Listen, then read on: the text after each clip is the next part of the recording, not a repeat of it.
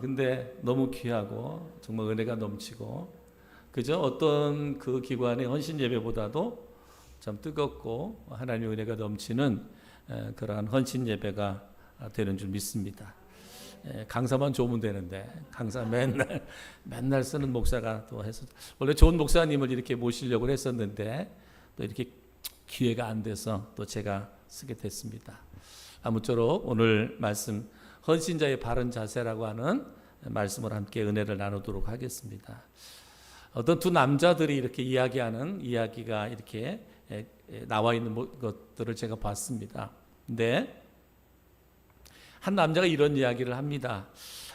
나는 어렵고 힘들 때마다, 정말 힘들고 어려울 때마다 지갑에 들어있는 아내의 사진을 꺼내서 얼굴을 보면서, 아내의 사진을 보면서 이렇게 새 힘을 얻는다.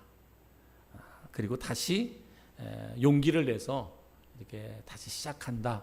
이렇게 이야기를 했습니다. 그랬더니 그 이야기를 들었던 친구가 참 너 대단하다. 참 너 멋있다. 너 훌륭하다. 뭐 이렇게 친구가 맞장구를 쳐줬어요. 그랬더니 또 그 친구가 이렇게 얘기하는 거죠. 나는 그 사진을 볼 때마다, 그 아내의 사진을 볼 때마다 이런 아내하고도 사는데 내가 어떤 것을 이겨내지 못할까? 그러면서 새 힘을 얻는다고. 이런 아내하고도 사는데 내가 뭔들 못하겠냐? 용기를 갖고 힘을 내서 산다고 합니다. 여러분 집에 가서 남편 지갑을 보시고 내 사진이 있는지, 여러분 사진 있으면 그 사진 꺼내서 볼 때마다 내가 이런 여자하고 사는데 내가 세상에서 내가 어떻게 세상을 이기지 못할까? 남편의 지갑 속에 있는 여러분의 사진을 찢어버리시기 바랍니다.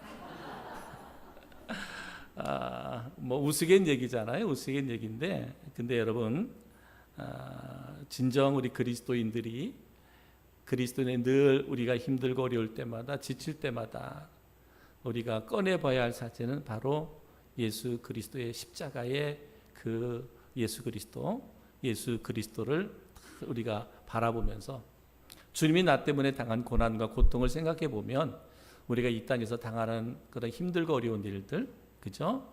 우리 여성교회 앞에 서서 뜨겁게 찬양하고 하는 것들이 어떻게 보면 순교하는 것 같은 심정으로 쓰는데, 주님이 생각해 보면 뭐 순교 10번이라도 할 수 있죠. 그죠? 아무쪼록 사랑하는 성도 여러분, 어떠한 삶의 환경이 우리 가운데 있다 손치더라도 오직 주님만 바라보면서 믿음으로 승리할 수 있는 우리 성도들이 되기를 주님의 이름으로 축복합니다. 오늘 사도 바울은 자신의 삶 속에서 체험을 통해서 헌신자, 사명자가 갖추어야 할 바른 자세에 대해서 이렇게 말씀을 하고 있습니다. 한마디로 말하면 그리스도인이 어떠한 삶을 살아야 할 것인가에 대해서 우리에게 교훈하고 있습니다. 첫 번째는 뭐냐? 우리가 헌신하는 사람들, 사명자들, 그리스도인들은 항상 우리에게 그리스도의 향기를 가져야 된다라고 말씀하고 있습니다. 그리스도의 향기를 가져야 된다. 고린도후서 2장 14절에 보면 항상 우리를 그리스도 안에서 이기게 하시고 우리로 말미암아 각처에서 그리스도를 아는 냄새를 나타내시는 하나님께 감사하노라 말씀했습니다. 사랑하는 성도 여러분, 저는 여러분에게서 여러분의 삶에서 그리스도의 향기가 나타날 수 있기를 주의 이름으로 축복합니다. 우리 특별히 여선교회 여러분이 삶에서 그리스도의 향기가 나타나는 헌신된 자들이 되기를 주님의 이름으로 축복합니다. 그래서 항상 우리는 그리스도의 향기를 가진 자로 그래서 인정을 받아야 돼. 고린도후서 4장 1절에 사람이 마땅히 우리를 그리스도의 일꾼이 하나님의 비밀을 맡은 자로 여길지어다 라고 말씀하고 있습니다. 그리스도의 향기를 가진 자로 인정을 받아야 돼. 하나님에게도 또한 모든 사람들에게도 인정을 받아야 돼. 저분은 그리스도인이야? 저분에게선 그리스도의 모습, 그리스도의 향기가 나타나고 있어. 이렇게 인정을 받을 수 있어야 된다라고 하는 거죠. 또한 우리는 그리스도의 일꾼으로 택함을 받아야 돼요. 내가 그리스도의 일꾼으로 내가 헌신하는 게 아니에요. 나는 일꾼으로 택함을 받았고 택함 받은 나는 그리스도의 일에 헌신하는 거죠.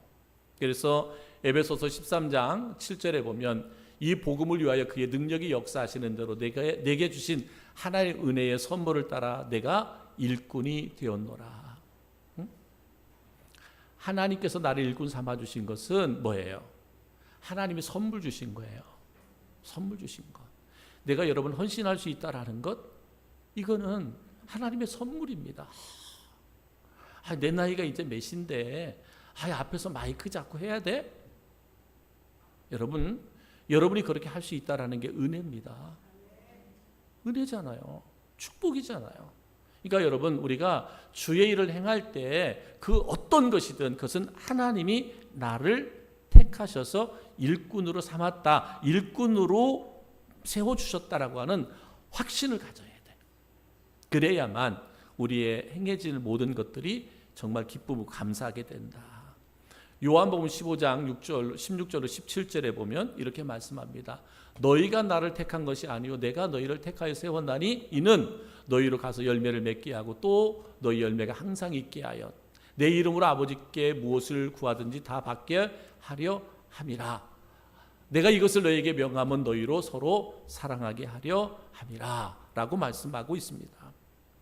사랑하는 성도님, 다시 말씀드립니다. 나를 택하신 분이 하나님이시죠.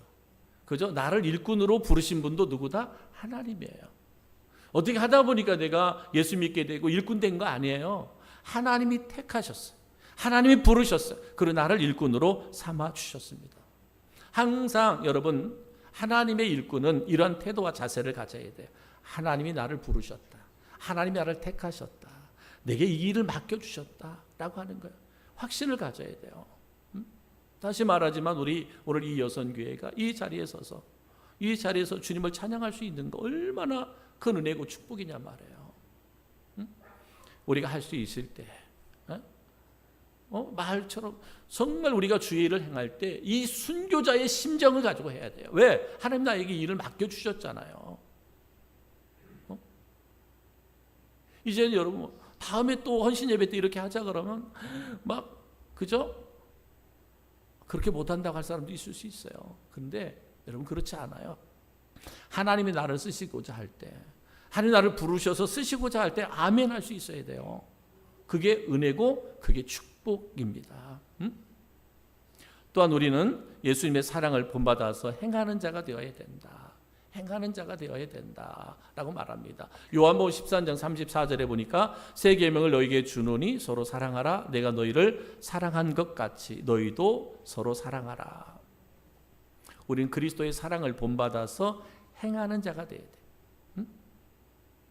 우리가 그리스도의 향기를 바라는 그리스도인, 그리스도의 향기를 바라는 이 여성교회가 되기 위해서는 내가 예수의 사랑을 본받아야 돼요. 내가 이미 그리스도를 통해서 사랑을 받은 사람들이잖아요. 사랑을 받은 사람이 사랑을 나눌 수 있어야 된다. 내가 너희를 사랑한 것 같이 너희도 서로 사랑하라. 요한복음 15장 10절 내가 아버지의 계명을 지켜 그의 사랑 안에 거하는 같이 너희도 내 계명을 지키면 내 사랑 안에 거하리라 라고 말씀하고 있습니다.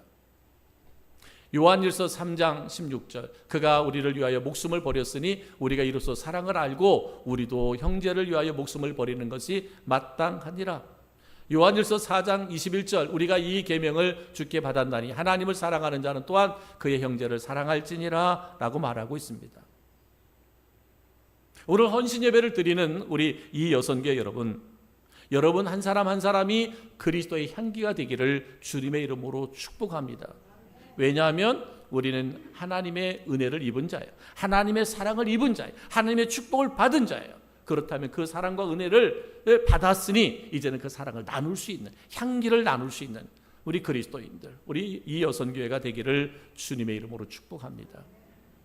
우리가 헌신된 자, 그저 헌신된 자의 바른 자세는 또 어떠해야 되느냐? 두 번째는 뭐냐면 우리가 예수의 심장을 가져야 된다는 거예요. 예수의 심장, 예수의 심장.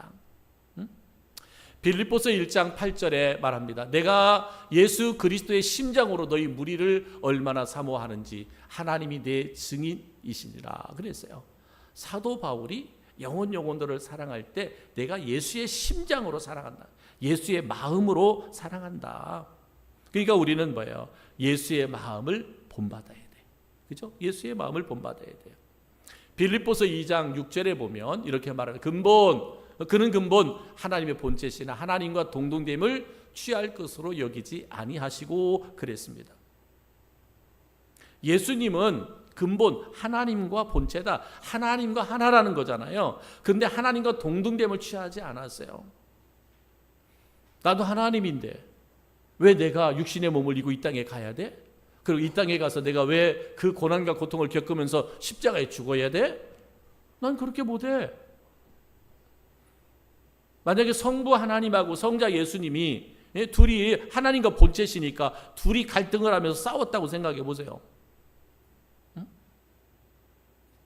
하나님하고 예수님하고 멱살 잡고 싸웠다고 생각해 봐. 이 표현이 맞지는 않지만, 근데 예수님 뭐예요? 하나님과 본체시지만 하나님과 동등됨으로 취할 것을 여기지 아니했다라고 말합니다. 이것이 예수님의 마음이에요. 여러분, 우리가 신앙생활 하다 보면 우리의 마음이 다 똑같지 않잖아요. 우리 교회 성도들 많지만 성도들의 마음이 똑같지 않잖아요. 오늘 헌신 예배를 드리는 우리 이 여선교회 다 똑같은 마음 아니잖아요. 그죠? 다 똑같지 않죠. 하다 보니까 똑같지 않잖아요. 근데 뭐예요? 내가 예수님의 마음을 본받아서 뭐예요? 나를 내려놓잖아요. 나의 마음을, 나의 생각을, 나의 주장을 내려놓고 함께 마음을 모두는 것. 이게 헌신이잖아요. 이것이 하나님이 기뻐하는 일이잖아요. 바로 예수님의 마음을 우리가 본받는 거예요. 마태복음 11장 29절에 보면 또 예수님이 이렇게 말합니다. 나는 마음이 온유하고 겸손하니 나의 멍에를 메고 내게 배우라. 그리하면 너희 마음이 쉼을 얻으리니 그랬어요. 나는 마음이 온유하다. 그리고 겸손하다. 나의 멍에를 메고 내게 배우라. 예수님의 온유함, 예수님의 겸손함, 이것을 배우라 그랬습니다. 그러면 너희 마음이 쉼을 얻으리라. 여러분, 이 땅에 우리가 살아가면서 쉼을 얻을 만한 것이 없잖아요. 정말 쉼을 얻을 만한 것이 없습니다. 우스갯 얘기였지만 남편이 자기 지갑 속에 있는 아내의 사진을 보면서 그 어렵고 힘든 것들을 이겨낸다잖아요. 이 말은 우스갯 얘기지만 내가 가정 안에서도 쉼을 얻기가 어렵다는 거예요. 내가 사랑한다고 하는 아내로부터도 쉼을 얻기가 어렵다는 거예요. 내가 사랑한다고 하는 남편에게서도 쉼을 얻기가 어렵다는 거예요. 내 그렇게 모든 것을 쏟아부어서 소중하게 여기는 자녀들로부터도 쉼을 얻을 수 없다라는 거예요. 부정적으로 얘기하려고 하는 게 아니라 정말 우리가 살아가는 삶 속에 진정 우리에게 쉼을 줄 수 있는 것을 찾기가 너무나 어려운 거예요. 그런데 오늘 뭐라고 말씀하고 있습니까? 나는 마음이 온유하고 겸손하다.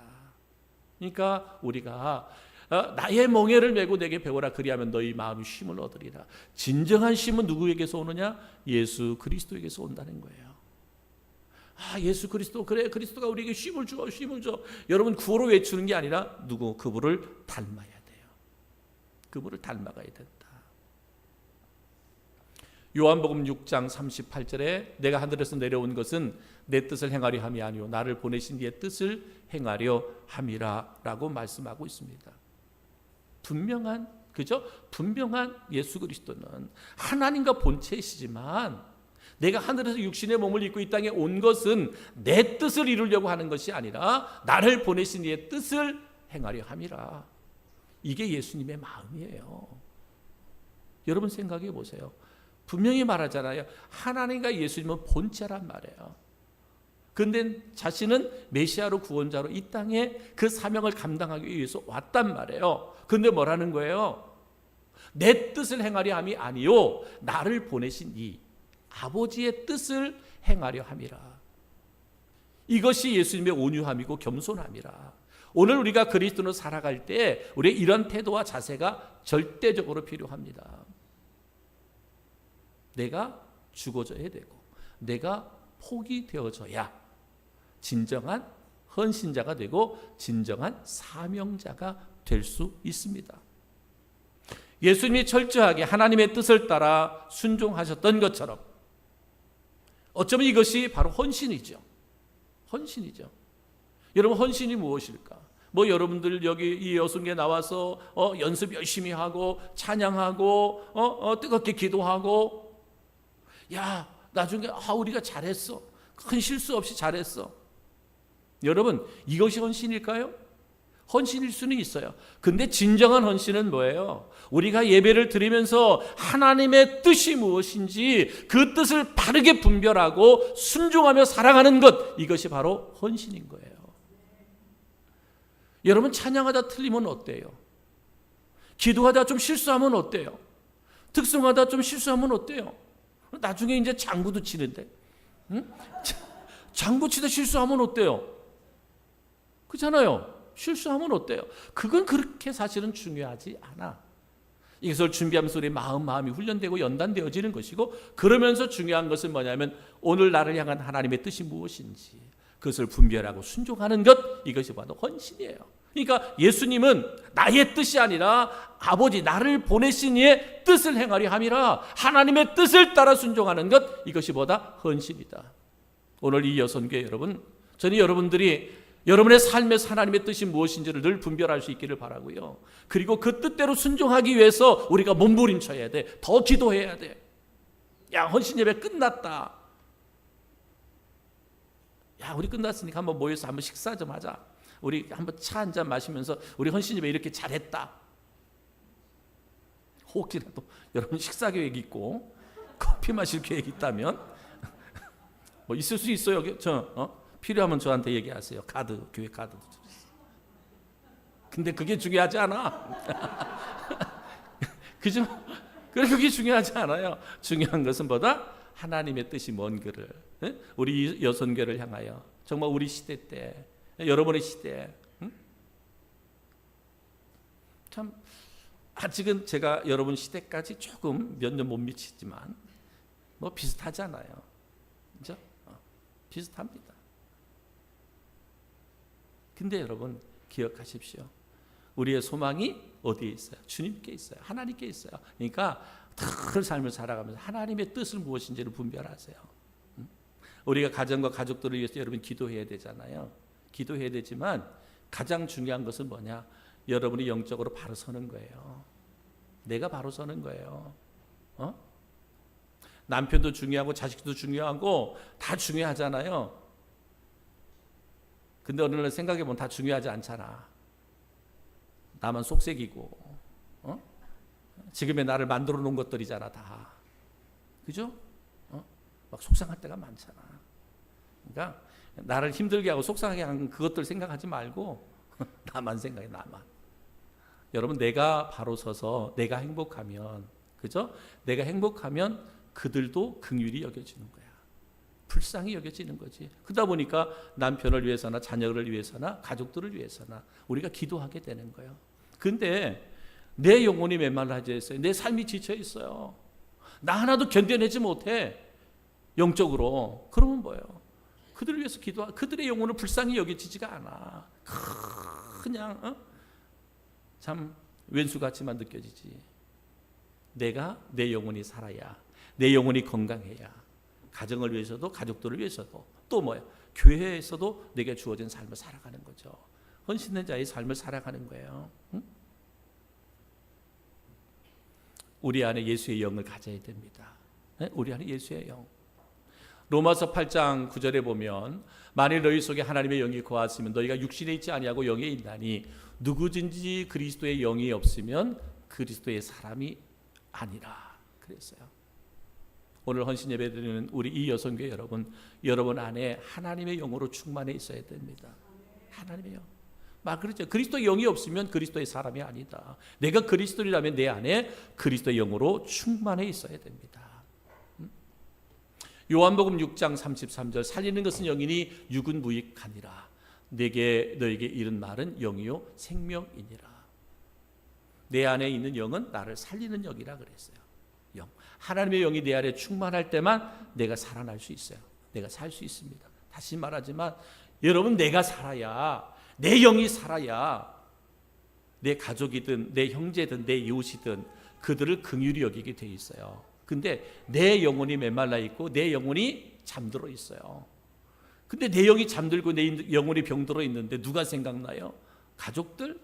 아니요. 이웃들, 형제들 나지 않습니다. 하나님의 영, 하나님이 내 영이 충만하여 내가 사는 것이고 내가 살아야 또 다른 영혼들이를 살려낼 수 있다라고 말합니다. 또한 우리 예수의 영과 연합해야 돼요. 예수와 연합한 자가 되어야 된다.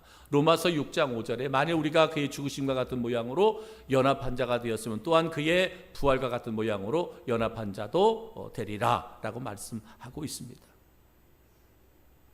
갈라디아서 3장 27절에도 누구든지 그리스도와 합하기 위하여 침례를 받은 자는 그리스도로 옷 입었느니라 라고 말합니다. 또한 고린도전서 12장 27절에 보면 너희는 그리스도의 몸이요 지체의 각 부분이라 라고 말씀하고 있습니다. 사랑하는 성도 여러분, 우리는 그리스도와 연합해야 돼요. 예수 그리스도와 연합해야 돼요. 예수 그리스도와 연합한 자가 뭐예요? 또 다른 지체들과 연합할 수 있습니다. 저는 오늘 헌신 예배를 드리는 우리 이여선교 여러분, 여러분의 마음속에 예수의 마음, 예수의 심장을 가질 수 있기를 주의 이름으로 축복합니다. 그래서 주님과 연합 하나가 되셔야 돼요. 하나님의 영을 통하여 주님과 연합한 자가 모든 지체들과 또한 번 연합한 자가 될 수 있는 거예요. 연합한 자가 돼. 연합. 여러분 생각해 보세요. 야, 우리 헌신 예배 잘했어. 우리 헌신 예배 잘했어. 그런데 그 안에서 연합이 안 이루어져. 또 기관이 연합이 안 이루어지니까 다른 기관들이 다른 지체들과도 연합이 안 이루어져. 그것은 온전한 헌신이 아니죠. 진정한 헌신은 내가 그리스도와 연합하는 것이고 그 연합은 하나님과의 연합은 또 다른 믿음의 지체들과의 연합을 말하고 있거든요. 그게 진정한 헌신이에요. 저는 우리 이 여선교회가 우리 교회 안에서 많은 믿음의 기관들, 지체들을 더 섬길 수 있고 연합하는 일에 여러분이 온 마음을, 온 중심을 다하여 드릴 수 있는 그런 우리 이 여선교회가 되어질 수 있기를 주님의 이름으로 축복합니다. 세 번째는 뭐냐? 세 번째 우리가 헌신자의 바른 자세는 뭐냐면 우리 안에 예수의 흔적이 있어야 된다. 예수의 흔적. 예수의 흔적. 근데 예수의 흔적 어떤 흔적? 순종의 흔적이 있어야 돼요. 순종의 흔적. 죽기까지 순종하는 복종함의 흔적이 있어야 된다. 빌립보서 2장 6절로 9절 말씀. 그는 근본 하나님의 본체시나 하나님과 동등됨을 취할 것으로 여기지 아니하시고 오히려 자기를 비워 종의 형체를 가지사 사람들과 같이 되셨고 사람의 모양으로 나타나 자기를 낮추시고 죽기까지 복종하셨으니 곧 십자가의 죽으심이라 라고 말합니다. 그렇잖아요. 내 안에 예수의 흔적을 가져야 되는데 그 흔적이 뭐냐? 순종의 흔적인데 예수님은 죽기까지 순종했다. 죽기까지 복종했다라고 말합니다. 히브리서 5장 8절로 9절 말씀에 보면 그가 아들이면서도 받으신 고난으로 순종함을 배워서 온전하게 되었은즉 자기에게 순종하는 모든 자에게 영원한 구원의 근원이 되시고 그랬습니다. 순종. 이 순종. 예수의 흔적을 가져야 되는데 그 흔적이 뭐다? 순종의 흔적이라는 거죠. 오늘 읽었던 고린도전서 11장 1절 말씀, 내가 그리스도를 본받는 자가 된 것 같이 너희는 나를 본받는 자가 되라. 사도 바울의 고백이잖아요. 사도 바울은 예수님을 만나고부터는 철저하게 주님께 순종했던 사람이에요. 그래서 본인도 오늘 이런 말씀을 할 수 있는 거예요. 내가 그리스도를 본받는 자 된 것 같이 너희는 나를 본받는 자가 되라. 여러분, 이 바울이 교만해서 한 얘기가 아니에요.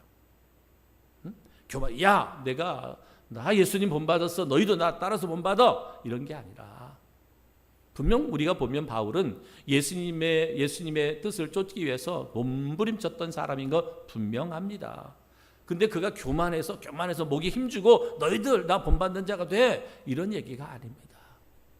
우리는 모든 그리스도인은 예수를 본받는 자가 되어야 된다라고 하는 사도 바울의 고백인 거죠. 고백이고 권면인 거예요. 사랑하는 성도 여러분, 특별히 오늘 헌신 예배를 드리는 우리 이 여성교 여러분, 특별히 우리 하나님의 말씀에 순종하는 흔적이, 순종의 흔적이 여러분 가운데 있기를 주님의 이름으로 축복합니다. 또 두 번째는 우리에게 있어야 할 흔적이 뭐냐면 고난의 흔적이라는 거죠. 고난의 흔적. 갈라디아서 6장 17절 말씀 보면 이렇게 말합니다. 이후로는 나를 괴롭게 하지 말라. 내가 내 몸에 예수의 흔적을 지니고 있노라 라고 말합니다. 내 몸에 예수의 흔적이에요. 그 흔적이 뭐냐면 고난이었어요. 고난. 우리 여러 번 설교 들었으니까 그것까지 다 설명 안 하겠습니다. 사도 바울은 예수님을 믿고 예수님을 따르다 보니까 그에게 닥친 고난의 흔적은 이루 말할 수가 없어요. 죽음의 위협을 한두 번 느낀 게 아니잖아요. 수없이 생명의 위협을 느끼는 그 고난 가운데서도 그는 결코 하나님의 뜻을 따르고 쫓는데 주저하지 않았습니다. 그것이 뭐였다고요? 그것이 고난의 흔적이었다. 골로새서 1장 24절, 나는 이제 너희를 위하여 받은 괴로움을 기뻐하고 그리스도의 남은 고난을 그의 몸된 교회를 위하여 내 육체에 채우노라. 지금까지도 바울은 고난의 흔적이 있음에도 불구하고 나는 교회를 위해서 앞으로 닥칠 고난을 내 몸에 육체에 채우겠다. 고난 두려워하지 않겠다. 고난 두려워하지 않겠다. 때로는 여러분, 우리가 신앙생활 하면서 우리가 주님 앞에 나아갈 때 우리의 형편과 우리의 사정을 외칠 때가 너무나 많습니다. 나는 이래서, 나는 저래서. 그죠? 우리가 하나님 앞에 나아갈 때 이유가 많잖아요. 우리 스스로가 보면 이유가 많잖아요. 근데 주님 앞에 우리가 토를 달거나 이유를 내세울 수는 없습니다. 왜냐하면 그분은 나를 위해서 모든 것을 내어주셨기 때문에. 근데 오늘 사도 바울은 그렇게 주님 때문에 고난의 흔적을 가졌음에도 불구하고 내가 이제 그리스도의 남은 고난, 교회를 위해서 내 몸의 육체 가운데 세우겠다, 채우겠다. 이것이 사도 바울의 고백입니다. 저는 우리 이 여성교 여러분, 주님의 일을 하는 일에 여러분 두려워하지 마십시오. 하나님이 여러분을 붙들고 계십니다. 하나님이 여러분과 동행하십니다. 두려워하지 마세요. 여러분의 몸과 여러분의 삶을 주님께 드리다가 정말 찬양하면서 고백했던 것처럼 그게 순교라면 얼마나 영광되겠어요. 근데 순교가 아무나 할 수 있는 게 아니에요. 하나님의 때에 하나님이 우리를 통해서 일하시고 역사하시거든요. 그러니까 우리가 그런 심령을 가지고 주의를 행해야 됩니다. 뒤로 빼려고 하지 마세요. 우리 교회에서는 여러분들이 뒤로 뺄 나이. 예? 교회에서는 그렇잖아요. 저희 교회에서 보면 시니어 다음에 여러분이잖아요. 여러분 뒷짐질 수도 있어요. 하나님이 기뻐하실까? 시니어의 열정을 여러분이 따라갈 수 있을까? 예? 시니어의 열정 여러분이 따라갈 수 있을까? 이 여성교회가 따라갈 수 있을까? 3여성교회가 따라갈 수 있을까? 여러분, 하나님이 내게 그런 은혜를 주셨다면, 이런 축복을 주셨다면 여러분 고난 두려워하지 마십시오. 응? 육체의 연약함 때문에 주의 일에 방해되는 일 갖지 마세요. 주님께 매달리십시오. 여러분의 몸을 드리세요. 여러분의 삶을 드리세요. 여러분을 붙드실 수 있는 분은 누구다? 하나님이에요. 주님이십니다. 응? 교회를 위해서라면, 주님을 위해서라면, 믿음의 지체들을 위해서라면 내가 그들을 위한 고난을 내 육체 가운데 채우겠다고 하는 사도 바울의 고백이 오늘 헌신 예배를 드리는 우리 이 여성교회 성도 한 사람 한 사람들의 고백이 되기를 주님의 이름으로 축복합니다. 로마서 14장 8절, 우리가 살아도 주를 위하여 살고 죽어도 주를 위하여 죽나니 그러므로 사나 죽으나 우리가 주의 것이로다. 여러분, 살고 죽는 것은 누구? 하나님의 손에 있지 나에게 달려있지 않아요. 하나님이 필요 없으면 나를 죽일 거고, 표현이 좀 심하지만 그렇잖아요. 하나님 필요 없으면 나 죽일 거고 하나님이 필요하면 나 살릴 거야. 말씀드렸잖아요. 우리가 살아도 주를 위하여 살고 죽어도 주를 위하여 죽다니. 그러므로 사나 죽으나 우리가 다 누구 것이다? 주의 것이다. 죽어도 하나님께 영광, 살아도 하나님께 영광된 그런 삶이어야 된다라고 하는 것입니다. 여러분, 중요한 것은 뭐냐면 이러한 예수의 흔적, 내 삶에서 있었던 예수의 흔적은 하나님의 나라 상급의 표준이 된다라는 거예요. 우리의 수고가, 우리의 노력이, 우리의 애씀이, 순종의 흔적이, 고난의 흔적이 결코 하나님 외면하지 않는다. 하나님의 나라 상급의 표준이 된다라고 말씀하고 있어요. 마태복음 5장 11절 12절 나로 말미암아 너희를 욕하고 박해하고 거짓으로 너희를 거슬러 악한 말을 할 때에는 너희에게 복이 있나니 기뻐하고 즐거워하라. 하늘에서 너희 상이 큼이라. 너희 전에 있던 선지자들도 이같이 박해하였느니라 라고 말합니다. 계시록 22장 11절 12절 말씀, 불의를 행하는 자는 그대로 불의를 행하고 더러운 자는 그대로 더럽고 의로운 자는 그대로 의를 행하고 거룩한 자는 그대로 거룩하게 하라 라고 말씀하고 있습니다. 보라, 내가 속히 오리라. 내가 줄 상이 내게 있어 각 사람에게 그 행한 대로 갚아 주시리라. 아멘이죠. 여러분, 예수의 흔적, 내 안에 있는 그 순종의 흔적, 고난의 흔적, 예수님 때문에 당한 이 모든 흔적은 하나님의 나라 상급의 기준이 된다. 그래서 고린도전서 10장 31절 그런즉 너희가 먹든지 마시든지 무엇을 하든지 다 하나님의 영광을 위하여 하라 라고 말씀하고 있습니다. 여러분, 하나님의 일꾼, 헌신자의 바른 자세 세 가지를 말씀했습니다. 여러분, 그리스도의 향기를 갖는 우리 성도들, 특별히 헌신 예배를 드리는 이 여성교회가 되기를 주의 이름으로 축복합니다. 두 번째는 예수의 심장, 예수의 마음을 가지라 라고 말씀했습니다. 세 번째는 뭐예요? 예수의 흔적을 가져라. 예수의 흔적. 그것이 순종의 흔적, 고난의 흔적이다. 그 흔적이 결국은 뭐예요? 하나님의 나라 상급의 표준이 된다라고 말씀하고 있습니다. 예수님의 십자가를 바라보면서 모든 고난을 이기고 승리하는 성도, 그리고 우리 이 여선교회 헌신 예배를 드리는 우리 이 여선교회가 되어질 수 있기를 주님의 이름으로 축복합니다.